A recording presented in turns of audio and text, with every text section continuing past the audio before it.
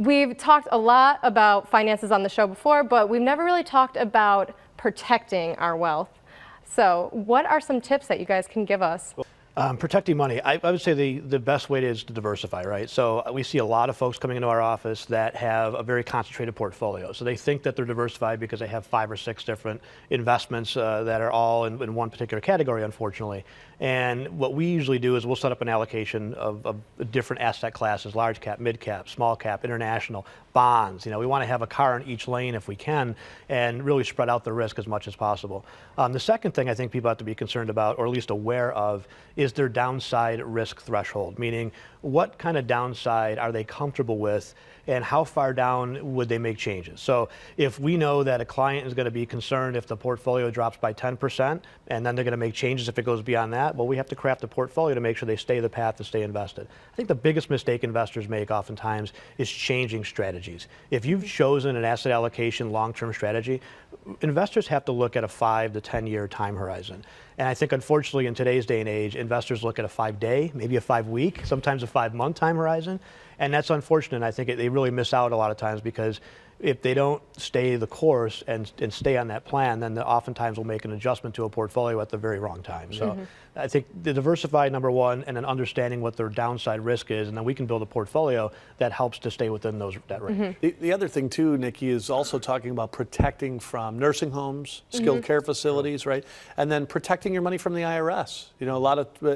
There's a lot of folks that accumulate tons of wealth, but then they don't do the right things to pass it to the next generation. And so, when you talk about protecting money, I think so many people are focused on what the stock market is going to do today or do tomorrow, but then they don't look at what the taxes are going to do to their portfolio when they pass on, or when they need to start taking minimum distributions. And sometimes the successful folks out there, the ones that have accumulated $1 million in an IRA account, those are the ones that have to take the biggest distributions, and they get hit the hardest when it comes to the IRS. Hopefully Trump will reduce the taxes. At least he's promised he's going to do that. And that's one of my key things I'm going to hold him accountable for sure. Now, so is there a strategy for people that are retired to help to make sure they never run out of money? So a lot of strategies to do that, right? I mean, number one, doing the right planning up front to know how much you need is a big help. But there's a lot of different products out there that will provide some guaranteed income streams, or annuity type payments over time that cannot run out. They're backed up by an insurance company and guaranteed for the life of that particular investor.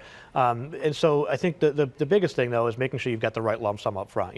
It's always a little bit nerve-wracking when an investor comes in and says, "Okay, I retired yesterday. Now I need you to help me plan for the next 30 years." We'd much rather have the opportunity to work with that client before they retire, so that they understand and we understand exactly what lump sum that they need, so that we can put a plan together that makes sure that they're not going to outlive their money and they're going to be able to draw income that they need for the rest of their life. It's probably it is the most important phase, right? The harvesting phase, where you're pulling money out and you really don't get a do-over there. When you're growing wealth, if you screw up putting money into your 401k plan, you got another month to do that. But when you start taking money out, you really need to do the proper planning and make sure you're well diversified. You've got the right buckets in place to be able to make sure your money moves on with you, right? And you don't know how long you're going to live. So we always say we're going to pretend like you're going to live forever, because we want that lump sum in place.